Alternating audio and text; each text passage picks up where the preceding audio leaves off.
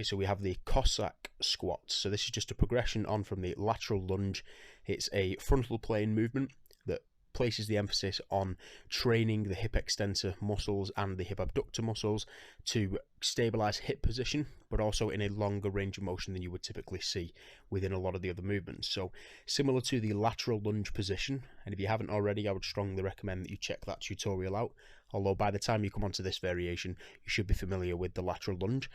But you're going to be stepping off to one side, again making sure that your hips and shoulders stay square on, facing forward in that sagittal plane position.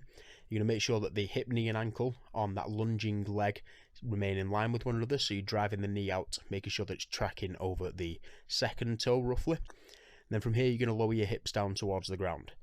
In this position, you're going to hold for a second or two, and then you're going to pull your body weight across onto the opposite leg. So you'll be going from a lateral lunge in one position across into the opposite one. But this time you're going to stay down in that stretched range of motion. So you're not going to focus on extending the hip and coming back up to the central position that you were in the start.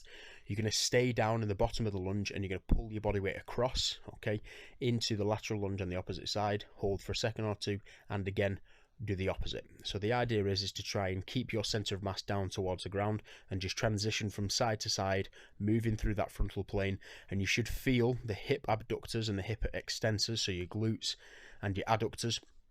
You should feel those muscles kind of kick in to stabilize that pelvic position, and you should also feel the stretch in your inner thigh because you are obviously shifting from one leg to the other.